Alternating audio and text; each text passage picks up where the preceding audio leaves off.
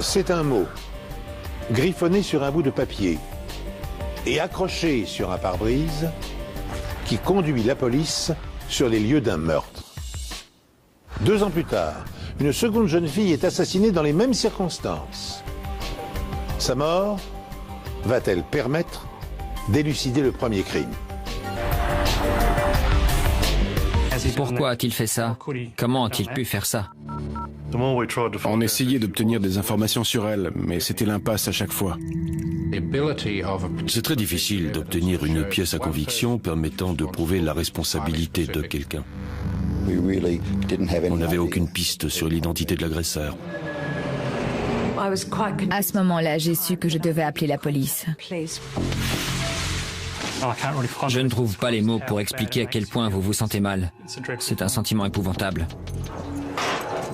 On se demandait si l'agresseur gardait un œil sur l'évolution de l'enquête. Tout ce que je voulais savoir, c'était qui l'avait tué et à quoi il ressemblait. On savait que ce serait une affaire délicate. Bonjour. Je suis heureux de vous retrouver sur ce plateau des Enquêtes Impossibles pour une nouvelle histoire inédite. Les premières semaines du mois d'avril 1999 s'annoncent chargées pour la police d'Adélaïde. En effet, la plus grande course automobile de l'année doit se dérouler dans la ville et attirer des milliers de visiteurs. Les policiers espèrent néanmoins que, sitôt la course terminée, leur rythme de travail redeviendra routinier. Ils se trompent lourdement. Un crime atroce va mobiliser toutes leurs ressources et leur donner du fil à retordre. Des officiers de police ont retrouvé un mot sur leur pare-brise qui les a conduits à l'ancien poste de police de Payneham. Le mot disait qu'ils allaient y retrouver le corps d'une femme et que ce n'était pas une plaisanterie. Ils se sont immédiatement rendus sur place et ils ont effectivement retrouvé le corps d'une jeune femme dissimulée dans les buissons. Le corps semblait être là depuis un certain temps parce qu'il était déjà à un stade de décomposition avancé. Ce soir, un corps a été retrouvé devant un ancien commissariat. La découverte macabre a eu lieu un peu avant 23 h hier soir. Le corps de la jeune femme en stade de décomposition avancée était dissimulé dans les buissons devant l'ancien commissariat. Les premiers éléments d'enquête penchent pour le meurtre. Quand on a vu que son jean était baissé et que ses sous-vêtements avaient été aussi retirés, tout portait à croire que la victime avait été agressée sexuellement avant d'être tuée.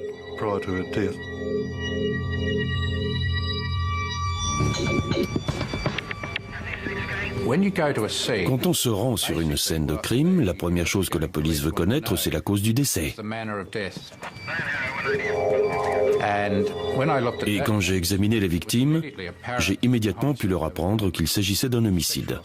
Il y avait eu agression sexuelle et homicide. Et je suis arrivé à cette conclusion par la présence d'un t-shirt qui avait été roulé et placé autour du cou de la victime. Cela indiquait qu'elle était morte étouffée. C'était un cas de strangulation. Elle a été étranglée avec ses propres vêtements. Après avoir déterminé la cause du décès de la jeune femme, les experts médico-légaux doivent encore être capables de répondre à 2 questions préalables avant de lancer leur enquête. Quelle est l'identité de la victime et à quelle date remonte sa mort? Les médecins légistes peuvent facilement déterminer l'heure de la mort quand elle a eu lieu dans les dernières 24 heures. Mais dans ce cas, la mort était beaucoup plus ancienne.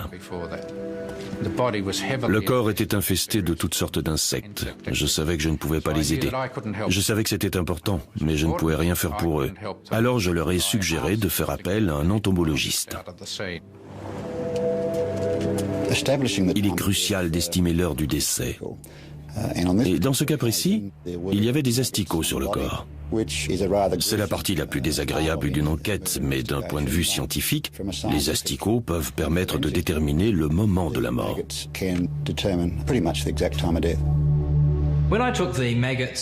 J'ai ramené les asticots que j'avais prélevés sur le corps de la victime au labo.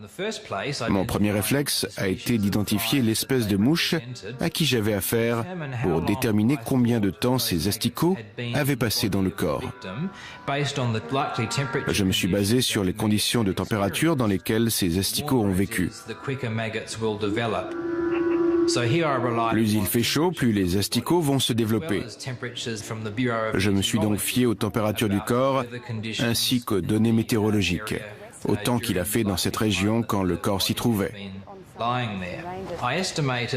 J'en ai tiré la conclusion que le corps avait été infesté par les mouches aux alentours du 13 avril au matin. Ce qui veut dire que la victime a été assassinée la veille, le lundi 12 avril, environ 5 jours avant que son corps ne soit retrouvé. Pour ce qui est de l'identité de la victime, on n'avait pas d'effet personnel. On savait juste que c'était une jeune femme blonde. On ne savait pas qui elle était. Mais quand j'ai fait l'autopsie, j'ai noté qu'il lui manquait 3 dents à la mâchoire supérieure et qu'elle avait des plombages en or. C'est suffisamment spécifique pour que la police puisse facilement l'identifier grâce à un avis de recherche. La victime mesure environ 1,62 m, elle avait les cheveux longs jusqu'aux épaules. Il y avait de nombreuses jeunes filles portées disparues qui correspondaient à cet avis de recherche. Mais grâce à son âge et à sa description générale, notre recherche s'est ciblée sur une jeune femme en particulier. Il s'agissait de Maya Djakic. En plus de son âge, de sa taille et de sa couleur de cheveux, l'avis de recherche indiquait que la jeune femme de 30 ans vivait près de la scène de crime. Et surtout, elle avait un bridge qui remplaçait 3 dents manquantes. Les experts ont examiné les radios dentaires et ont pu dire avec certitude qu'il s'agissait bien de Maya Djakic. Mais Maya a disparu depuis le 6 avril, 6 jours avant la date estimée du meurtre. Alors, où était-elle ? Il était important de retracer ce qu'elle avait fait, où elle était allée la semaine précédente, qui avait-elle rencontré, parce que toutes ces personnes pouvaient être des suspects ou avoir un mobile pour le meurtre. Ce que la police s'apprête à découvrir, c'est que le soir où la victime a été étranglée, le meurtrier les avait contactés. Il y a un corps dans les buissons, je ne suis pas sûr parce que je ne me suis pas approché. D'où appelez-vous ? Lorsque le corps décomposé de la jeune femme est retrouvé dans les buissons, la cause de la mort est claire. Elle a été sexuellement agressée avant d'être étranglée avec ses propres vêtements. Mais son identité n'a pu être établie que grâce à 3 dents manquantes. Je venais de faire à manger et j'étais en train de mettre la table. On regardait les infos et ce que j'ai vu a été un vrai choc pour moi. Le corps de Maya Djakic a été retrouvé samedi soir après la découverte d'un mot laissé sur le pare-brise d'une voiture de police au commissariat de Norwood. J'arrivais pas à y croire. J'ai failli me trouver mal parce que j'avais parlé à sa mère quelques jours plus tôt. On la cherchait. Sa mère est passée plusieurs fois devant l'endroit où son corps reposait sous les branches sans savoir que sa fille était juste là. En s'appuyant sur une analyse dentaire, les experts sont parvenus à identifier la victime. Il s'agit de Maya Djakic, une jeune femme d'origine croate. D'après le rapport d'autopsie et l'étude des insectes nécrophages, son cadavre a séjourné 5 jours dans les buissons avant d'être découvert grâce à une note mystérieuse laissée sur un pare-brise. Une semaine plus tôt, la mère de Maya avait déjà signalé la disparition de sa fille à la police. Il devient donc essentiel pour les inspecteurs de reconstituer dans le détail ces derniers déplacements. Peu après avoir identifié la victime, on a cherché à récolter toutes les informations qu'on pouvait obtenir sur Maya Djakic, ses origines, ses connaissances. Et c'était très difficile parce qu'on essayait d'obtenir des informations sur elle, mais c'était l'impasse à chaque fois. Des dizaines de personnes la connaissaient, mais quand on leur demandait qui elle était et ce qu'ils savaient sur elle, personne ne savait vraiment.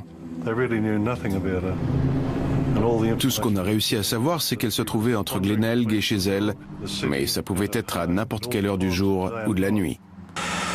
Maya était très connue des propriétaires de magasins du centre commercial de Marden, où elle allait presque tous les jours depuis un mois. Ils disent d'elle que c'était une personne discrète et polie qui était toujours seule. Je ne sais pas exactement ce qu'elle faisait ici, mais je crois que sur les 10 derniers mois, je ne l'ai vue qu'une fois avec un ami. Elle n'avait pas beaucoup d'amis. Elle comptait sur moi pour plein de choses. Elle ne se mélangeait pas beaucoup avec les autres. Au fond, je crois qu'elle était seule. Je crois qu'elle traversait une sorte de dépression. Elle ne voulait pas en parler. Je me souviens l'avoir encouragée plusieurs fois à me parler, mais elle n'avait pas envie de le faire. Après, tout ce que je voulais savoir, c'était qui l'avait tué et à quoi il ressemblait. Comment peut-on faire une chose pareille à quelqu'un? Pour l'instant, l'identité de l'assassin de Maya reste un mystère. Le mot laissé sur le pare-brise de la voiture de police ne porte aucune empreinte. Les enquêteurs espèrent que l'autopsie pourra les conduire à un suspect. De nos jours, lorsqu'il y a agression sexuelle, le plus important est la base de données d'ADN. Cette technologie nous donne la capacité d'identifier une personne avec certitude.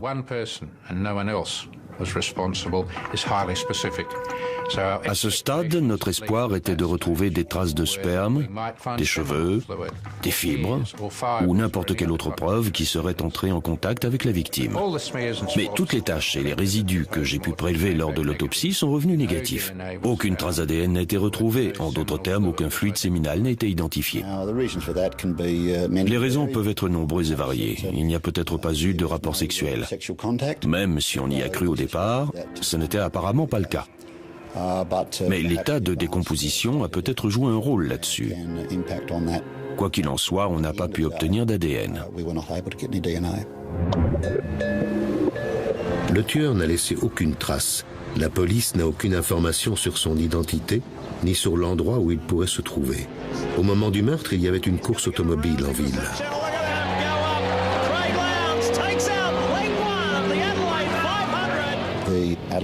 La course d'Adélaïde a attiré des gens de toute l'Australie et même du monde entier. C'est la course des supercars V8 que la foule est venue voir. Achetez le programme. L'ambiance est électrique. Ça n'a pas facilité l'enquête parce qu'on n'avait aucune idée de qui pouvait être l'agresseur. Mais la police fait enfin une découverte. Elle apprend qu'un appel a été passé la nuit supposée du meurtre. Police. Bonsoir. Bonsoir. Il y a quelqu'un qui rôde près du vieux commissariat de Payneham. Je crois qu'il essaie de pénétrer à l'intérieur. Cette personne était très importante pour notre enquête, parce qu'elle avait sûrement vu quelque chose. Et puis un peu plus tard, on a reçu des informations sur un autre appel d'urgence, suite auquel une ambulance a été envoyée.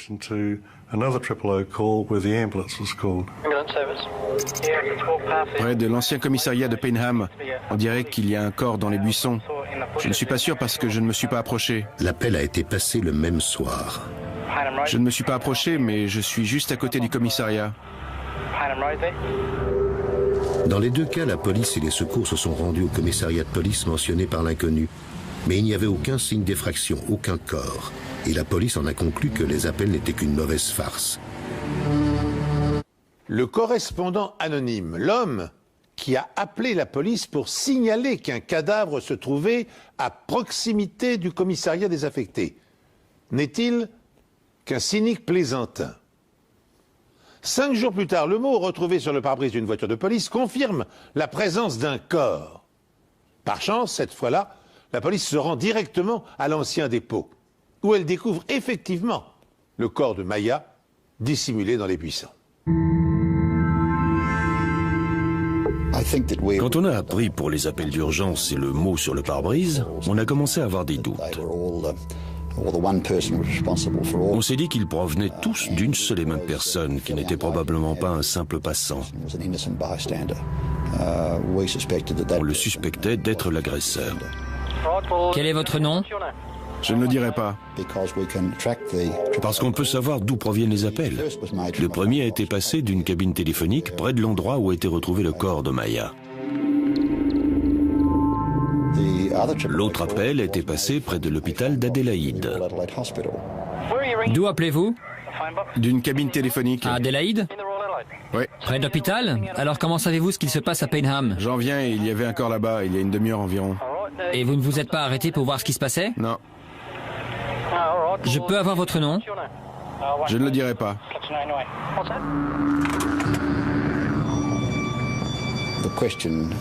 On se demandait si l'agresseur gardait un œil sur l'évolution de l'enquête. Est-ce qu'il guettait et observait la police? Maya Jakic, 30 ans, est morte étranglée. Son corps a été abandonné dans les buissons devant un ancien dépôt de la police. Le tueur a appelé la police 2 fois le soir du meurtre. Et 5 jours plus tard, les enquêteurs pensent que cette même personne a laissé un mot sur une voiture de patrouille. Mais hormis ce papier, il n'a laissé aucun indice sur son identité, excepté sa voix. Je viens de passer devant l'ancien commissariat de Payneham et je crois qu'il y a un corps. Il fallait absolument qu'on essaie d'identifier la voix de ces appels anonymes en demandant l'aide de la population. On n'avait jamais fait ça avant. On n'avait jamais fait un appel à témoins à partir d'une voix. Mais c'était tellement important qu'on savait que c'était ce qu'il fallait faire. Place au journal de Graham Goodings et de Jane Doyle. Nous vous demandons de bien regarder et d'écouter cette première histoire. Nous allons vous montrer un mot écrit sur un morceau de papier et vous faire écouter un enregistrement. L'un de ces 2 indices pourrait mener à l'assassin de Maya Jakic, dont le corps a été retrouvé à Payneham le mois dernier. Bonsoir. Bonsoir. Il y a quelqu'un qui rôde près du vieux commissariat de Payneham. Je crois qu'il essaie de pénétrer à l'intérieur. La police pense que la voix de cet homme est un indice vital dans l'affaire du meurtre de Maya Jakic. C'est la première fois que la police décide de publier un enregistrement dans le cadre d'un appel à témoins. On espère que quelqu'un va reconnaître la voix. Si vous avez une information, appelez Banque SA Crime Stopper. Des centaines d'appels arrivent, mais aucune piste solide. Certains disaient qu'il s'agissait d'une personne avec qui ils étaient allés à l'école, un voisin. Et pour de nombreuses raisons, ils pensaient que la personne qui avait écrit le mot et celle du téléphone étaient 2 personnes différentes. Mais malheureusement, ça ne nous a conduit nulle part. 2 semaines plus tard, l'opération est renouvelée. À court d'indices, la police fait une nouvelle fois appel à la population au sujet des mystérieux appels d'urgence. Même la récompense de plus de 60 000 € ne parvient pas à faire la différence. Il y a malheureusement des enquêtes qui bloquent à un stade où on a examiné absolument toutes les pistes et qu'elles se terminent toutes dans une impasse. Nous le savons aujourd'hui, la voix présente autant de caractéristiques que les traits du visage ou les empreintes digitales. C'est pourquoi, et pour la première fois dans l'histoire de la criminalité australienne, les enquêteurs utilisent un enregistrement vocal pour procéder à un appel à témoins. Malheureusement, cette innovation n'ayant donné aucun résultat, l'enquête est abandonnée après 2 ans d'efforts. Jusqu'à ce que la disparition de Megumi Suzuki, une étudiante japonaise de 18 ans, ne remette indirectement les enquêteurs sur la piste du meurtrier.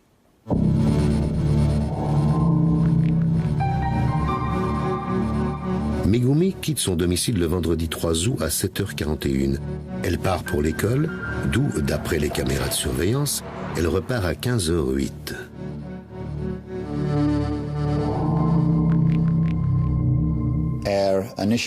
La première information qu'on a eue, c'est que Megumi avait été vue pour la dernière fois au centre commercial de Rundle, à la terrasse d'un café avec des amis.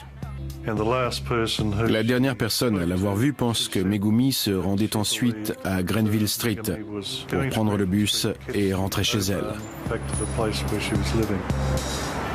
Mais Megumi n'est jamais rentrée chez elle ce vendredi-là. J'ai appelé la résidence universitaire et j'ai demandé si quelqu'un pouvait vérifier si elle était là. On m'a dit qu'elle n'était pas dans sa chambre et que rien n'avait bougé. Le lit n'avait pas été défait. Elle devait remplir un dossier à nous rendre, qui était toujours là depuis le vendredi. Je commençais à m'inquiéter, alors j'ai envoyé un email à ses parents. Sa mère m'a dit qu'elle n'allait nulle part sans son ours en peluche. Et c'est là que je me suis dit qu'il se passait quelque chose de grave. J'ai téléphoné à son ex-petite amie pour savoir s'il avait eu des nouvelles d'elle, mais il m'a répondu que non, et que ça l'inquiétait parce qu'il s'appelait régulièrement. Pour lui, ce n'était pas normal. À ce moment-là, j'ai su qu'il fallait que je contacte la police, et c'est ce que j'ai fait dès le jeudi matin. La dernière fois que les amis de Megumi Suzuki l'ont vue, elle était à l'arrêt du bus. La police a commencé à distribuer des avis de recherche devant le Meyer Center en fin d'après-midi. À ce stade, on ne savait pas si on enquêtait sur un homicide ou un simple cas de disparition. Grâce aux affiches et aux appels à témoins, un homme appelle avec des preuves cruciales. Il travaille sur la maintenance de la ligne de bus que prend Megumi tous les après-midi. Et dans les buissons aux alentours, il a retrouvé son sac. On a retrouvé sa carte d'étudiante avec sa photo dessus. Le sac contenait aussi beaucoup de livres portant son nom. Et on a retrouvé grand nombre de ses effets personnels. La découverte de son sac a été le premier indice nous disant que ça allait être une affaire délicate. On commençait à avoir peur que Megumi ait été victime d'un acte criminel. Une équipe de secouristes bénévoles et la police montée ont ratissé la zone. Des hélicoptères sont également intervenus. Il manquait des choses dans son sac. D'abord, il n'y avait plus son téléphone portable. Elle avait aussi un lecteur CD portable qui ne la quittait jamais, mais il n'y était plus non plus. Mais la police retrouve tout de même une carte bancaire et un ticket de bus qui conduit à un certain endroit, une station-service située à l'opposé de son domicile. Ça a éveillé notre curiosité. On s'est demandé ce qu'elle était allée faire là-bas, qui elle y avait rencontré, et comment ça pouvait nous aider dans notre enquête.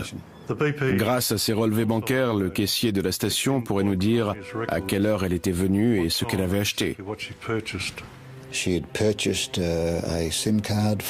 Elle a acheté une carte SIM pour son téléphone, ce qui nous a permis de retrouver son numéro et de tracer ses appels.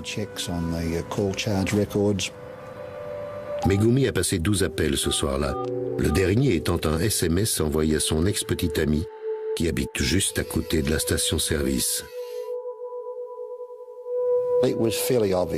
À partir de ce moment, on savait ce que Megumi était venue faire ici, à cet endroit précis. Elle venait voir son petit ami. Megumi Suzuki a été aperçue vivante pour la dernière fois dans une station-service où elle a acheté une carte pour son téléphone. Le relevé de ses appels passés ce soir-là de son portable indique aux enquêteurs que la jeune fille a envoyé un SMS à son ex-petit ami. Ce dernier est-il impliqué d'une manière ou d'une autre dans sa disparition?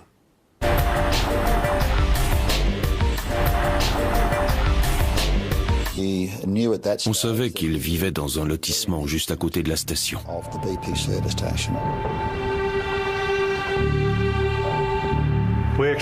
On est allé lui parler, il était avec des amis ce soir-là. Je crois qu'ils étaient au cinéma. Il a été très utile pour l'enquête. Il était bouleversé, il faisait tout ce qu'il pouvait pour aider la police et essayer de localiser Megumi. Une semaine plus tard, il a contacté la police parce qu'il avait retrouvé une petite culotte qui aurait pu lui appartenir.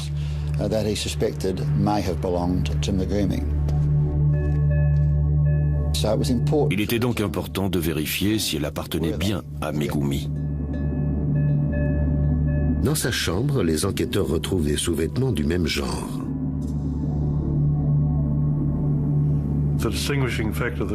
L'élément qui s'est démarqué, c'est que tous ces sous-vêtements, ou la majorité, étaient des ensembles. Et le soutien-gorge correspondant à cette culotte est introuvable. Mais grâce à des prélèvements, on a pu obtenir une correspondance ADN et confirmer qu'il s'agissait bien de sa culotte. C'est un signe inquiétant, surtout lorsque la petite culotte en question apparaît du jour au lendemain, tout comme le mot sur le pare-brise. On voulait savoir comment elle était arrivée là. Est-ce que quelqu'un l'y avait déposée? Avait-elle été déplacée par le vent? Mais sans la preuve que Megumi ait été victime d'un crime, Tout ce que la police peut faire, c'est continuer à solliciter la population. La police va commencer à enquêter dans les clubs de la ville dans l'espoir de retrouver l'étudiante japonaise Megumi Suzuki. La police va afficher l'avis de recherche dans toutes les discothèques et karaokés où Megumi avait l'habitude de se rendre. Même si nous avons des craintes, nous pensons qu'il y a encore une lueur d'espoir et on va continuer à travailler dans ce sens. Les parents de Megumi sont arrivés de Tokyo. Ils ont fait une déclaration dans laquelle ils remerciaient la police et comptaient sur la contribution de la population pour retrouver leur fille. Nous aimons notre fille, on espère avoir très vite de bonnes nouvelles. Et il semblerait que leurs prières aient été entendues. Un témoin et sa femme disent qu'ils se trouvaient à quelques mètres de la jeune fille devant l'Arkabar Hotel à 11h30 ce matin. Des voitures de police ont sillonné la zone. Les rues ont été fermées pendant que les unités canines et les policiers fouillaient les maisons et interrogeaient les résidents. Ce témoignage venait de quelqu'un qui connaissait Megumi et qui s'occupait de la résidence universitaire.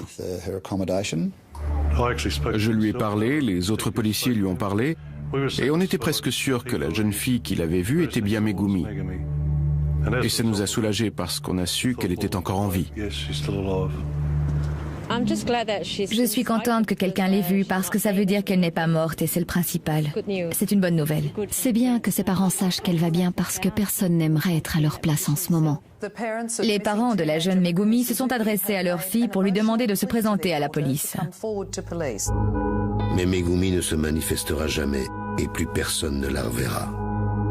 À ce stade, on avait l'espoir de la retrouver en vie. Mais tout s'est écroulé. On ne peut pas imaginer l'horreur que ses parents ont vécue à ce moment-là.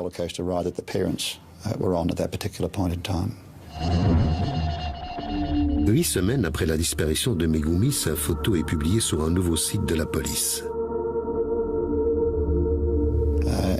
Et sur ce site, on parlait également du meurtre de Maya Jakic.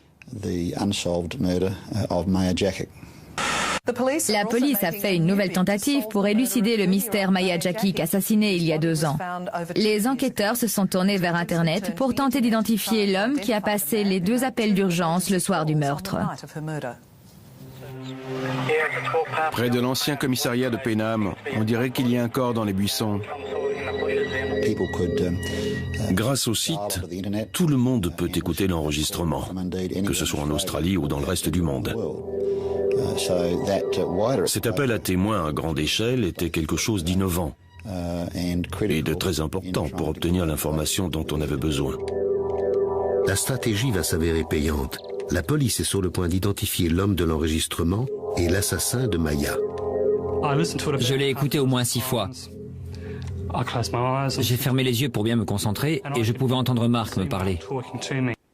La police présume fortement que le tueur de Maya Jakic est probablement la personne qui a passé les appels d'urgence le soir du meurtre.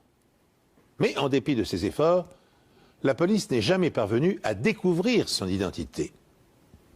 Les milliers d'internautes qui ont écouté sa voix vont-ils l'aider à résoudre le mystère? Ce qui suit est l'enregistrement d'une personne qui a contacté la police et le SAMU. Quelqu'un va pourtant reconnaître sa voix. La police a besoin de vous pour identifier cet homme. Je me suis connecté et je suis tombé sur l'enregistrement. Je l'ai écouté et réécouté plusieurs fois. J'ai dû l'écouter au moins 6 fois. J'ai fermé les yeux pour me concentrer. Près de l'ancien commissariat de Penam, on dirait qu'il y a un corps. Et j'étais sûr à 90% que c'était mon frère. Mark était peut-être impliqué dans ce meurtre, mais ce ne lui ressemblait pas. Il n'a jamais été violent.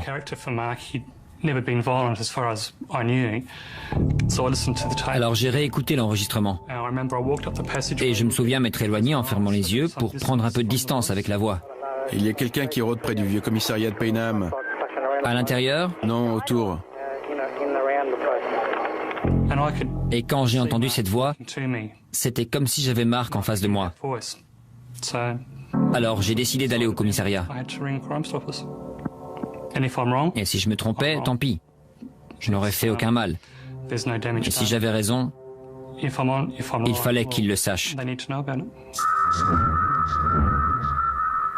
Stephen Rust nous a dit qu'il était parti à l'étranger pendant plusieurs années et qu'il était revenu il y a peu. Il a vu l'appel à témoins sur le site et il a entendu la voix. Il y a quelqu'un qui rôde près du vieux commissariat de Paynham. Et je voyais qu'il était confronté à un dilemme parce que la voix qu'il pensait avoir identifiée était celle de son frère Mark Rust. Mark Rust était connu des services de police. Il figurait dans nos fichiers pour des délits sexuels moins graves. C'était un sentiment très désagréable de me dire que Mark avait peut-être dépassé les limites parce que ça faisait tellement longtemps qu'il avait des problèmes avec la police et il avait déjà fait de la prison avec sursis. La famille savait qu'il était en train de devenir quelqu'un de plus en plus mauvais et qu'il finirait par faire quelque chose de terrible et qu'il finirait ses jours en prison. Mais au fond, on espérait encore qu'il n'en arrive jamais là. Alors quand on a su avec certitude que Mark était coupable, c'était vraiment horrible. Ça nous a laissé un goût amer. Même si la police est persuadée que l'homme du téléphone est bien Mark Rust, les preuves sont insuffisantes pour procéder à son arrestation. Il faut aussi prouver que le mot laissé sur la voiture de police a bien été écrit de sa main. Stephen Rust fournit donc à la police une lettre de son frère pour faire une comparaison graphologique. Notre travail consistait à étudier l'écriture et déterminer si les deux documents avaient été écrits par la même personne. L'une des marques les plus frappantes était les deux barres sur les T, et elles apparaissaient sur les deux documents. L'autre caractéristique était l'écart entre les lettres dans certains mots. Elles étaient très serrées et se chevauchaient. Et tous les mots qui ont pu être comparés, comme les mots de liaison, étaient identiques.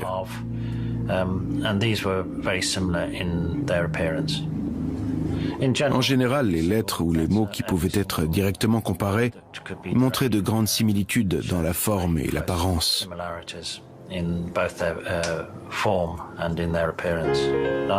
J'étais convaincu que la personne qui avait écrit la lettre et celle qui avait laissé le mot sur la voiture de patrouille étaient une seule et même personne. Après avoir évalué toutes les preuves, on savait qu'on avait un dossier d'accusation suffisamment solide et on a pu procéder à l'arrestation. Un homme de 37 ans a été arrêté pour le meurtre de Maya Jakic, 2 ans après le crime. Hier, en fin d'après-midi, à Port Augusta, la police a procédé à l'arrestation d'un homme. La police retrouve Mark en prison.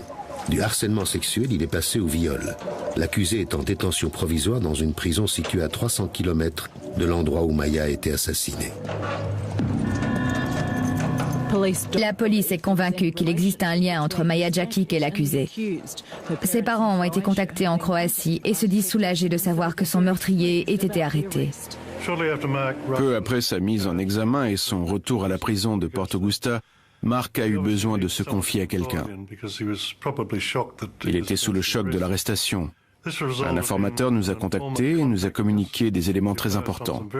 L'accusé du meurtre de Maya Jakic, Mark Rust, refuse, dans un premier temps, de répondre aux questions des policiers. Mais de retour en prison, et alors que la pression exercée sur lui augmente, ses nerfs finissent par lâcher. D'après l'informateur, Mark a dit qu'il avait vu une grande femme blonde marcher sur Paynham Road. Il lui a parlé.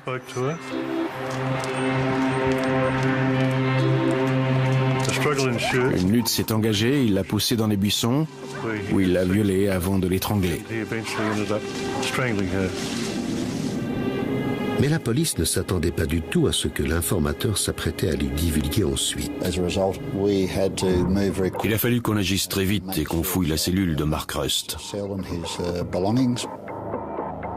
Ce qu'ils cherchent et finissent par trouver est un lecteur CD, le même modèle que celui qu'avait Megumi Suzuki le jour de sa disparition.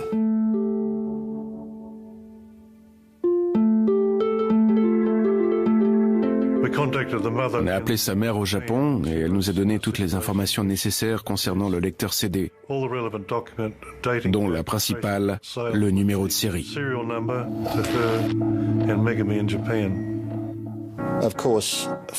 Bien sûr, le fait qu'ils soient en possession d'un bien de Megumi ne voulait pas dire qu'il avait commis le meurtre. Et même si c'était un élément important, les enquêteurs ont encore beaucoup de travail devant eux. Mark Rust est arrêté et condamné pour le meurtre de Maya Jakic. Son frère a identifié sa voix sur l'enregistrement de l'appel d'urgence et son écriture correspond parfaitement à celle du mot laissé sur le pare-brise de la voiture de police. Maintenant, Mark est également suspect dans la disparition de Megumi Suzuki. Son lecteur CD a été retrouvé dans sa cellule suite à l'appel d'un informateur. L'informateur nous a également dit que Mark avait été en contact avec Megumi, qu'il l'avait approché. Il l'a violée et lui a demandé de ne pas le regarder. Elle l'a regardé, elle a vu son visage et il a voulu l'étrangler.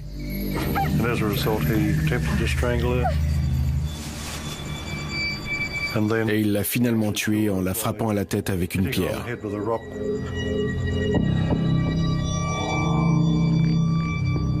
On a aussi appris que Megumi avait été tué dans un terrain vague.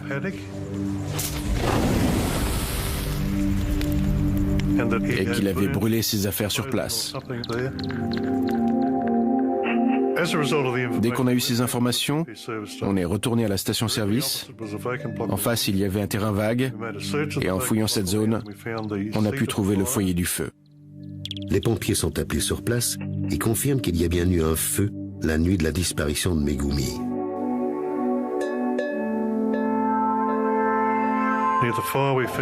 Sur place, on a trouvé une pierre qui pouvait être l'arme du crime. On a trouvé des morceaux de vêtements brûlés et des bracelets. Et on savait qu'ils appartenaient à Megumi Suzuki. Mais il faut maintenant retrouver le corps de Megumi. Le seul indice laissé par l'informateur est que Mark l'aurait jeté dans une poubelle industrielle. On a ratissé la zone en se fiant aux informations qu'on nous avait fournies. Et on a effectivement trouvé une poubelle derrière des locaux sur Goodwood Road. Les preuves contre Mark Rust s'accumulent. Mais avant de pouvoir l'arrêter, les enquêteurs doivent s'assurer qu'il s'agit bien de la poubelle dans laquelle il a placé le corps de Megumi. Et pour cela, ils se tournent vers la famille Rust. C'était très difficile pour eux de devoir assister la police pour déterminer la culpabilité de Mark.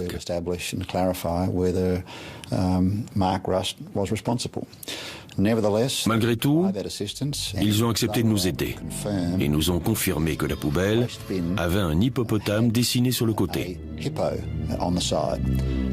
La poubelle qu'on avait devant nous avait cette même caractéristique et ça nous a suffi pour arrêter Mark Rust.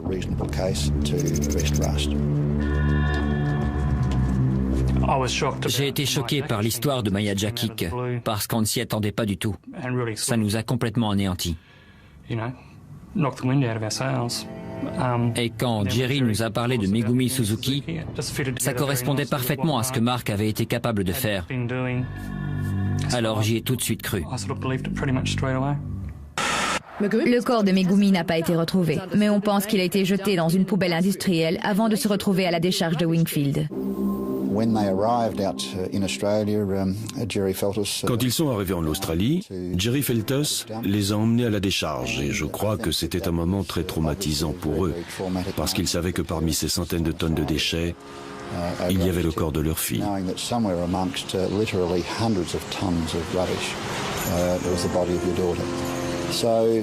On a fait tout notre possible pour retrouver le corps de Megumi. C'était notre priorité.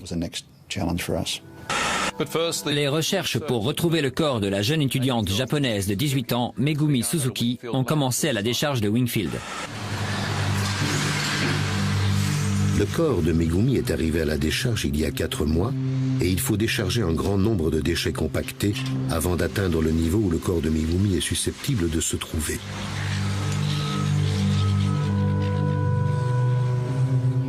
On a dû fouiller chaque paquet. On recherchait des choses qui pouvaient correspondre à cette date. On cherchait les journaux, les factures, tout ce qui pouvait nous faire penser qu'on cherchait bien au bon endroit. Et on n'arrêterait pas tant qu'on ne l'aurait pas trouvé.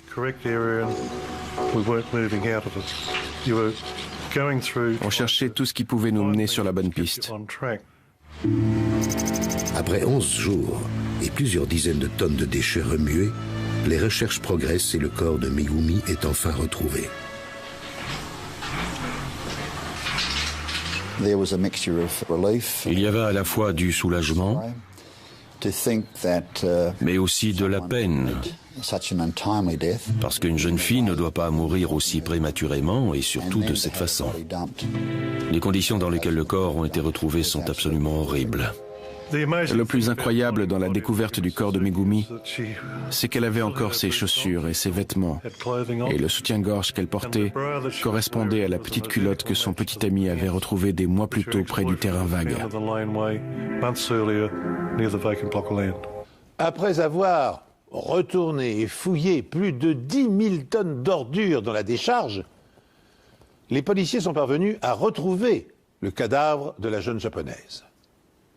Ils disposent cette fois des preuves matérielles suffisantes pour établir la culpabilité de Rust. Pour autant, ce dernier refuse toujours d'avouer son crime, tout comme il nie toute implication dans celui de Maya Yakic. Puis, le temps fait son œuvre. 1 an après la découverte du corps de Megumi, Rust décide enfin de soulager sa conscience. Rebondissement dans l'affaire du meurtre de l'étudiante japonaise Megumi Suzuki. Un homme de 37 ans de la banlieue nord-est a plaidé coupable. Je sais que tu l'as fait. Tu sais que tu l'as fait. Et tu dois avouer pour éviter un procès trop long à ces pauvres familles.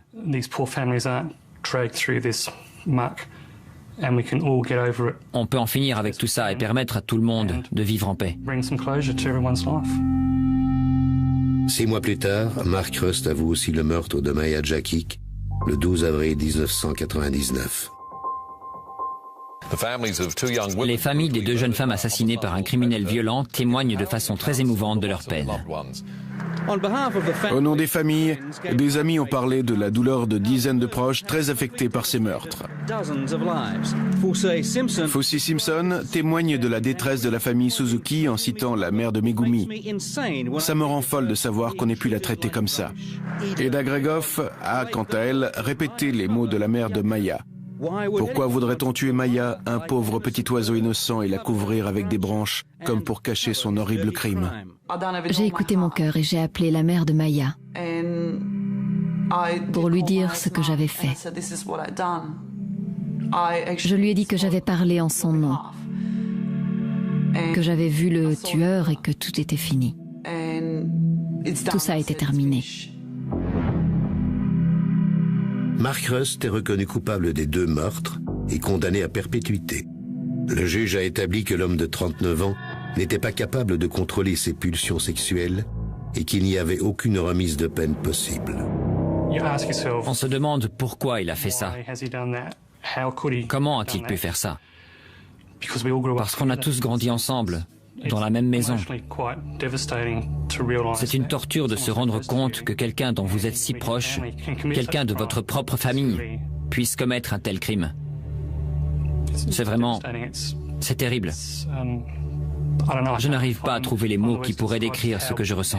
C'est un sentiment épouvantable. La famille Suzuki est encore sous le choc. Ils sont vraiment très touchés parce qu'ils avaient vraiment l'espoir de retrouver leur fille. La mère de Maya a ramené le corps de sa fille en Croatie et se rend chaque jour sur sa tombe. On a toutes les 2 perdu une personne très spéciale. Une fille adorable et la meilleure amie que j'ai jamais eue. Elle peut enfin reposer en paix. Prédateur sexuel et névrosé, Mark Rust manifeste les premiers signes de dérèglement psychologique dès l'âge de 13 ans, quand il commence à fantasmer sur les femmes qui croisent sa route. Atteint du syndrome de Kleinfelder qui le rend infertile. Sa frustration augmente au fil des ans. Il est accusé d'exhibitionnisme à 7 reprises et privé d'une sexualité satisfaisante, ses 2 mariages successifs sont des échecs. Rust est ensuite emprisonné pour avoir déclenché un incendie criminel dont les dégâts s'élèvent à plus de 600 000 $. Ses pulsions meurtrières devenues incontrôlables, il agresse, viole et assassine Maya Yakic, qui a refusé ses avances pressantes. Moins de 15 jours après avoir tué Megumi Suzuki, il incendie un immeuble et viole la fonctionnaire qui se trouve dans un bureau. Miraculeusement épargnée, cette dernière parvient à relever le numéro d'immatriculation de sa voiture. Ajoutée aux indices recueillis par la police, cette information contribue à son arrestation. Examiné à 2 reprises par des psychiatres au cours de son procès, Mark Rust est décrit comme un individu extrêmement dangereux. Il y a de fortes probabilités pour que le patient récidive s'il devait un jour être remis en liberté, a signifié au juge l'un des médecins. Ce diagnostic a sans doute entraîné la condamnation à une peine de détention à perpétuité sans possibilité de liberté conditionnelle. C'est sur le portrait terrifiant de cet homme que se referme cette émission. Je vous remercie de l'avoir suivi et je vous donne rendez-vous prochainement sur cette antenne pour une nouvelle enquête impossible.